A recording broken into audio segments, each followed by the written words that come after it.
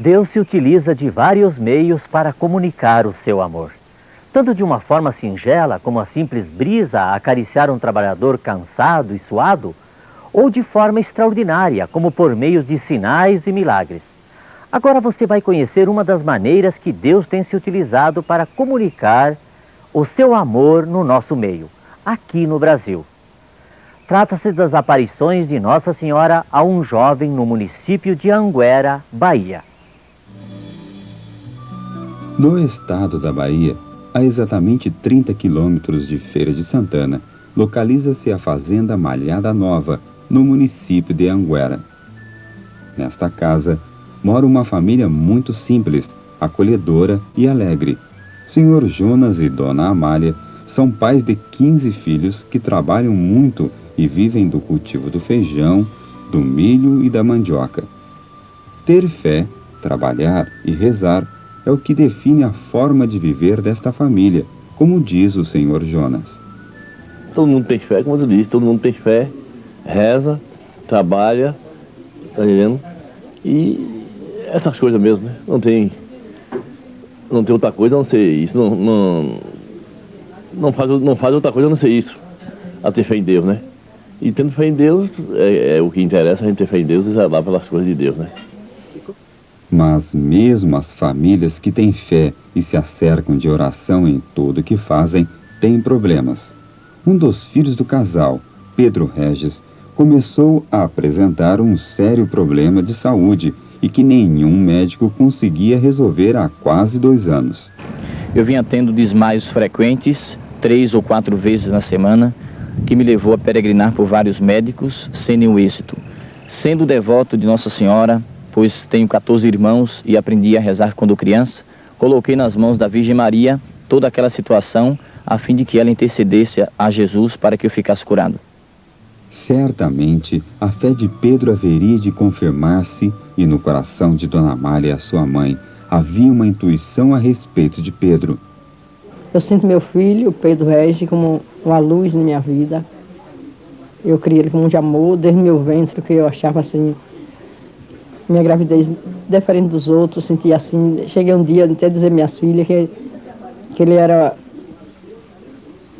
que eu achava que adiante ele, no meio da vida dele, né, que ele ia ser um filho muito feliz, que ia vir uma felicidade na vida dele. Meu coração assim, contava as coisas lindas, pensando na felicidade dele, né. O coração de mãe de Dona Amália não se enganara. Na caminhada de vida de Pedro, aconteceu certo dia algo extraordinário. Olha, no dia 29 de setembro de 87, foi para mim um dia, quer dizer, pela manhã, um dia normal como outro qualquer. Pela manhã trabalhei no campo e, costumeiramente, ao meio-dia, eu dirigia para esse local a fim de pegar o ônibus coletivo e indo para Bonfim de Feira, que é um distrito próximo à minha casa, 10 quilômetros, onde todos os dias, letivos sobretudo, estava lá a estudar. Eu nunca tive o desejo de ver Nossa Senhora, mas na noite do dia 29 de setembro, ao descer neste ponto de ônibus, eu não me senti bem e estava em companhia de um colega que me convidou a sentar no portão desta escolinha, onde permanecemos por alguns minutos. Este resolve, às pressas, ir até minha casa, chamou os meus pais e foi nesse exato momento que a aparição primeira se deu. Era uma jovem de 15 a 20 anos, de cabelos pretos, de olhos azuis da cor do céu, que se aproximou de mim, não se identificou, não disse quem nem de onde veio, apenas disse-me que iria me ajudar. Tentei me levantar nesse instante e fui auxiliado por ela mesma a chegar numa distância de uns 10 metros no hall desta escolinha. Ali, quando a minha família chegou, me encontrou desmaiado, ali caído ao chão, me levaram para casa e 2h30 depois, ao reagir, eu perguntei pela personagem que tinha visto, só que ninguém sabia explicar nada.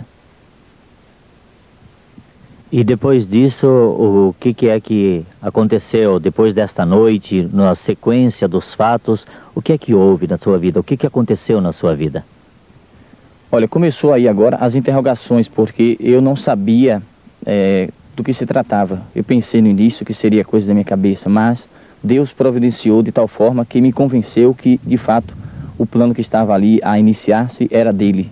E depois, no dia 1º de outubro de 87, Aconteceu a segunda aparição dentro da minha casa, lá no quarto das minhas irmãs, onde a mesma pessoa com as mesmas características já citadas apareceu com o texto nas mãos, pedindo que continuássemos a rezar o texto em família, dei uma mensagem, pediu que não fosse divulgada a não ser com a sua permissão e mandou que eu fosse ao encontro de um sacerdote, que é o padre Hermenegildo de Castorano, da cidade de São Gonçalo dos Campos. Pedro, ainda sobre a segunda aparição, você disse que você estava no quarto de suas irmãs. Era um momento de oração, era um momento qualquer, como que ela, de repente ela apareceu? Não, nesse momento da segunda aparição nós não estávamos rezando, eu estava apenas mostrando algum material de trabalhos que eu tinha feito no colégio às minhas irmãs, quando de repente, diante do problema de saúde que eu tinha, comecei a não me sentir bem e fiquei desmaiado. Ao acordar, né, ao voltar em si, à minha frente estava aquela mesma pessoa com as mesmas características que pediu tudo aquilo que já foi dito. Por que o padre Hermenegildo? Por que essa cidade de São Gonçalo? Olha, o porquê eu não sei te explicar. O sacerdote que eu tinha mais aproximação naquela época era o padre da minha paróquia, o padre Gerard Laflamme, que hoje reside no Canadá. Mas ao padre Hermenegildo eu o conhecia apenas de vista, não tinha assim nenhuma aproximação a ele, como tinha com o pároco daqui da nossa paróquia. Mas esta, que não tinha se identificado ainda, mandou que eu fosse ao encontro daquele sacerdote que ela afirmava que o padre Hermenegildo iria me ajudar.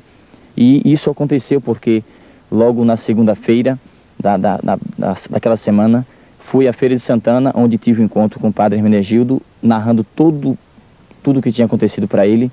Ele prometeu me ajudar, é claro, com toda a prudência da igreja, e este continua a nos orientar até hoje. Com a graça de Deus, as coisas estão caminhando muito bem.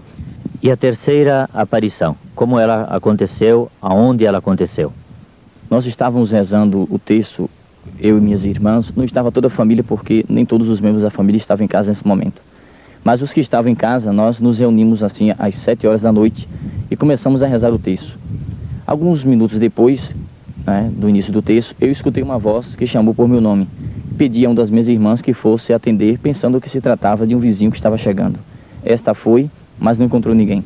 Pela segunda vez, da mesma forma, e na terceira vez que escutei aquela voz chamar, eu levantei-me e reconheci de imediato que era aquela mesma pessoa que eu tinha visto já pela primeira vez 29 de setembro, segunda, 1º de outubro, e ali estava no dia 3 de outubro, onde ocorreu a terceira aparição. Senti como uma força que me atraiu para fora de casa, e onde está hoje a cruz, que vocês podem observar, eu vi uma luz em forma oval e apenas escutava a voz daquela pessoa. A minha família, já que eu estava doente há quase 1 ano e meio, eles pensaram que eu estava querendo me suicidar dentro de um tanque que tem próximo ao local da aparição, e por essa razão eles me seguraram. Só que uma das minhas irmãs, que estava grávida naquela época, e sua esposa estava viajando, a minha mãe a trouxe para nossa casa. E naquele momento ela estava também presente, e apenas a ela Deus permitiu ver uma luz que desceu do céu e desapareceu bem ali onde eu afirmava estar vendo uma luz. Ao ver, ela afirma para a minha mãe que viu uma luz descer do céu e que me deixasse ir àquele local. Eles me soltaram e eu fui andando em passos lentos. Numa distância de mais ou menos 15 metros, aquela luz desapareceu e eu fiquei parado, e quando eu pensei em retornar para casa, surge novamente. Só que desta vez, bem ali ao centro, estava aquela jovem que, repito, ainda não tinha se identificado.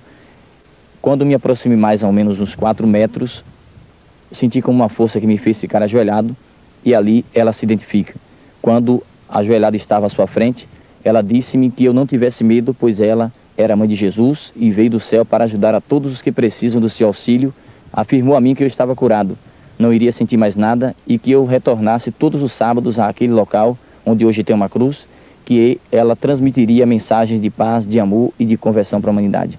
E assim tudo começou, e hoje completa 7 anos que a Virgem Santíssima vem do céu para transmitir as suas mensagens para a humanidade. Me convence que de fato é a mãe de Jesus desde o início, mesmo porque as suas mensagens não têm nada contra a doutrina de Jesus, nem contra aquilo que prega a Igreja de Jesus na pessoa do Papa, dos bispos e dos sacerdotes. Desde o início das aparições, das primeiras divulgações das mensagens e peregrinações, a Igreja vem acompanhando o caso. Eu simplesmente quero refletir com essas pessoas o que está acontecendo e como interpretar esses fatos dentro da vida da Igreja. nesses anos foi interessante a descoberta aos poucos que, a partir desse acontecimento, o pessoal que lá participa desenvolve um conhecimento de igreja cada vez maior e, sobretudo, o fato de Anguera ajuda a entender melhor todo o Evangelho, toda a igreja, né, que está, de fato, presente. Mas, afinal de contas, então, é verdade, não é verdade? O que fazer diante desse fato? Não é obrigatório acreditar nessas coisas, sempre digo. Mesmo que fosse verdadeiro, a igreja nunca obriga a acreditar, né, porque são fatos deixados à simples devoção do povo. Mas, se os resultados mostram fatos concretos de conversão, claro, merecem todo respeito. Toda árvore boa não pode dar maus frutos, como também a árvore má não dá bons frutos. Portanto, a árvore se conhece pelos seus frutos. Com este princípio bíblico para discernimento, Pedro seguiu em frente em sua missão de divulgar as mensagens de Nossa Senhora. No dia 29 de setembro de 1994, 7º aniversário das aparições, nós acompanhamos desde cedo as atividades e as manifestações de fé, até o momento da aparição de Nossa Senhora ao vidente Pedro Regis. No local da aparição, tem uma pequena elevação de terra com uma cruz colocada à frente. O próprio local, sem ostentação nenhuma e com muita simplicidade, já nos mexe por dentro. Durante dias comuns de trabalho, as terras servem de pastagem para o gado. Nos traz à memória a ideia do presépio, da escolha de Deus em nascer na simplicidade. Aos poucos, vão chegando os peregrinos entre cânticos e orações. De ônibus, carros de passeio, pau de arara, a cavalo, velhos, adultos, jovens e crianças trazem no coração a esperança e a fé de dias melhores e depositam aos pés da cruz os seus pedidos. Algumas caravanas são lideradas por sacerdotes que trazem seus paroquianos. Barracas são montadas para passar o dia, e a oração do terço está presente em todo lugar, e em muitos grupos se reza em família.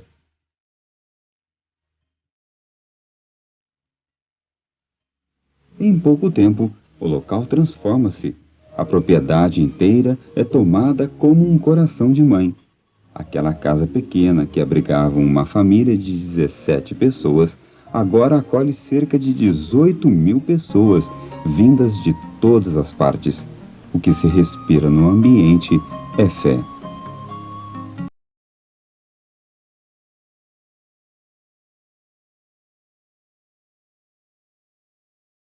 É na recepção e acolhida das pessoas, cada um com uma atividade específica. Com muita simplicidade, Pedro acolhe as pessoas que o procuram para entregar pedidos a Nossa Senhora. Alguns rostos marcados pela vida já expressam o clamor, o grito que trazem em seu coração. Olhando um pouco atrás em nossa história, vemos que as semelhanças com a situação do povo daquela época é grande. O grito que se ouve entalado nas gargantas, estampado nos semblantes, é este: falta amor, falta caridade.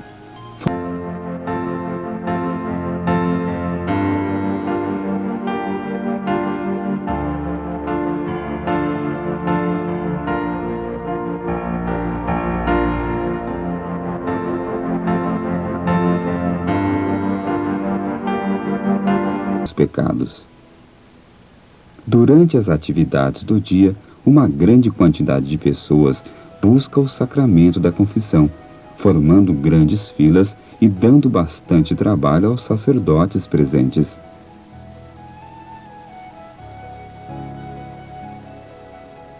Próximo ao local das aparições, o povo vai chegando e se aglomerando em volta da cruz, aguardando o momento tão esperado. Muitos vieram pela primeira vez. Os que já estiveram antes sempre testemunham graças alcançadas. Eu vim a Anguera para agradecer uma graça alcançada, porque Nossa Senhora se manifesta de uma maneira toda especial a cada um de nós, e para mim ela se manifestou particularmente através de Anguera. Com as suas mensagens eu pude compreender muitas coisas que para mim na minha vida não eram muito claras, e pude me aproximar cada vez mais do seu Filho Jesus, através um aumento de uma religiosidade que hoje para mim é muito importante, e principalmente através de uma prática da oração, de uma comunhão diária que ela recomenda e que hoje eu consigo compreender o que ela quer com tudo isso. Eu agradeço a Deus e a Nossa Senhora tanta coisa que eu não sei nem agradecer que tem acontecido. Estou me sentindo depois das aparições, muita conversão do pessoal e curas também, né? Muitos vêm pedir e alcançar a graça de Maria. Através de Jesus a gente alcança muitas coisas lindas, né? E eu sou uma pessoa muito confiante em Deus, que eu entreguei meus filhos todos a Deus e a Nossa Senhora. E estou vencendo, os 15 filhos tenho criado, já tenho 16 netos. Me consto feliz no meio da minha família, né? Que meu marido também, Jonas, o pai dos meus filhos, tem muito cuidado comigo, com meus filhos. Eu acho que é a maior felicidade que eu tenho para agradecer a Deus, né? São muitos.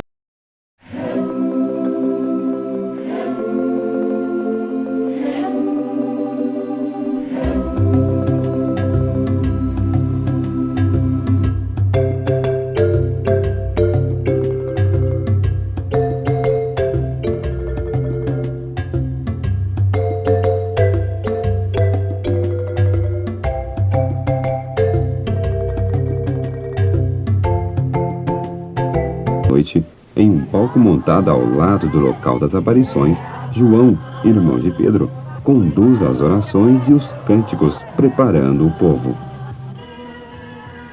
Padre Antônio Maria fez uma colocação sobre Nossa Senhora e cantou algumas músicas de sua autoria. Em meio a este clima, o ambiente é cercado de expectativa. Em cada gesto, no rosto das pessoas, é possível olhar os corações e ali enxergar Maria, nossa mãe.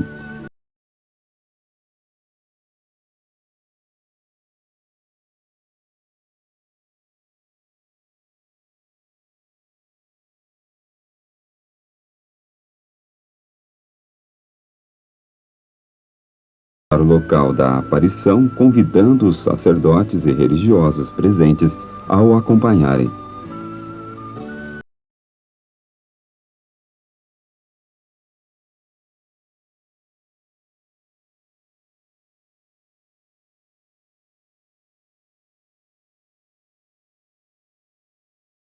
Aguardando o momento da aparição para ouvir as mensagens de Nossa Senhora.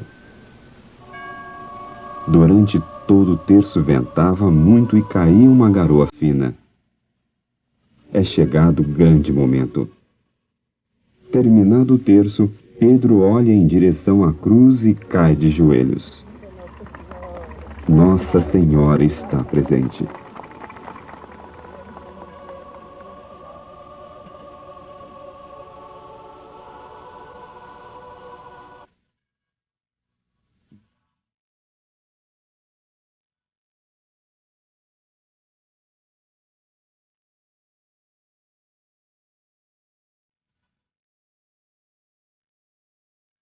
Nossa Senhora está falando com Pedro.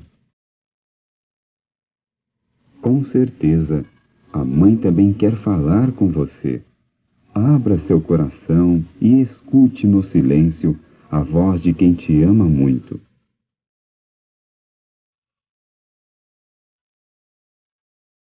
Quando Pedro levanta o terço, significa que os terços e objetos trazidos pelas pessoas são abençoados por Nossa Senhora naquele momento.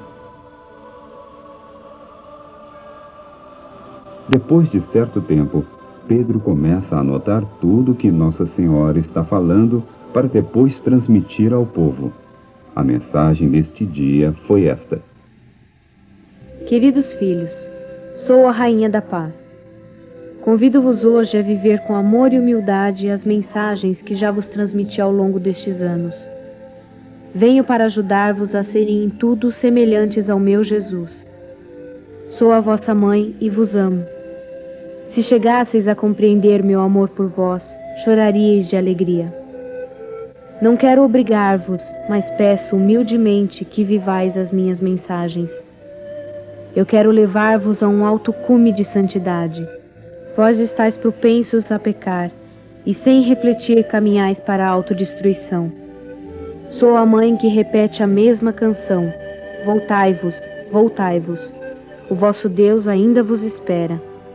Não recueis, avante com alegria. Jesus está contristado por causa dos vossos pecados. Chegou a hora do vosso retorno. Chegou a hora do vosso sim. Não fiqueis estacionados no pecado, mas ide ao encontro daquele que é vosso tudo e vos conhece pelo nome. Estai atentos ao que vos digo. Sede sábios. Não vos deixeis enganar pela pseudosofia. Pedi antes de tudo o Espírito Santo, pois quem tem o Espírito Santo tem tudo. Coragem, eu estou convosco, embora não me vejais. Neste momento, faço descer do céu sobre vós uma chuva de graças, sobretudo a vós, meus filhos prediletos. Alegrai-vos, pois vossos nomes já estão gravados no meu imaculado coração. Fico feliz com a vossa presença. Obrigada por terdes vindo. Que Deus vos abençoe e vos conceda a sua paz. Esta é a mensagem que hoje vos transmito em nome da Santíssima Trindade. Obrigada por me terdes permitido reunir-vos aqui por mais uma vez. Vos abençoo em nome do Pai, do Filho e do Espírito Santo. Amém. Ficai em paz. Neste dia, muitos perceberam um sinal da presença de Nossa Senhora em Anguera. Em uma das rosas que enfeitavam a cruz, se via o formato de um rosto feminino. A emoção foi grande. Várias pessoas se sentiram tocadas por Deus. É uma graça de Deus. Deus escolhe os seus prediletos. Não podemos tirar isso aí. Ele é o dono e faz o que quer. Então, o Senhor escolheu Pedro para receber estas mensagens de Nossa Senhora. E todo mundo está aqui hoje. Milhares de pessoas. Eu não sei calcular quantas pessoas estão hoje aqui. Não vieram chamados nem por alto-falante, nem por imprensa, nem por rádio, nem pela televisão nacional, nem por nada. Foram chamados pela inspiração de Deus. Que todo mundo aqui se encontra hoje para honrar Maria Santíssima. Eu tenho a firme confiança, a firme fé de que Nossa Senhora se manifesta a Pedro. Não importa quem todos nós vejamos ou não. Este é um privilégio particular. Mas eu creio, eu afirmo que ele é um jovem que mereceu de Maria Santíssima esta graça especial. Acho que muitos vêm por curiosidade, mas ao sair daqui leva uma grande mensagem, uma grande lição de vida para as suas diversas comunidades. Gostaria de sublinhar, sobretudo, que um ponto que passa despercebido: a maioria das pessoas não lê as mensagens. Um pouco porque são muitas, um pouco porque se satisfaz com a curiosidade. Mas, se tivermos paciência de ler as mensagens, seria interessante descobrir em que consiste esse apelo de conversão a que Nossa Senhora nos convida. Em primeiro lugar, é uma conversão pessoal, individual. Uma conversão do coração em que, aos poucos, a pessoa se deixa, de fato, seduzir por Deus, conquistar por Jesus Cristo e começa a viver a lei de Deus, o Evangelho, enfim, começa a assumir, de fato, a sua fé. Não encontra quem quiser encontrar Cristo sem cruz. Impossível encontrar também Jesus. Como não há cruz sem Cristo e não há Cristo sem cruz, não há Jesus sem Maria, nem Maria sem Jesus. A sensação é inexplicável. porque são muitas graças e nós ficamos muito emocionados. E o que você está sentindo no coração? O que está acontecendo dentro de você nesse momento? Muita paz, graças e confiança que só Deus existe. Você acredita que Nossa Senhora aparece aqui neste lugar ao Pedro? Hoje eu acreditei. Acreditei porque eu senti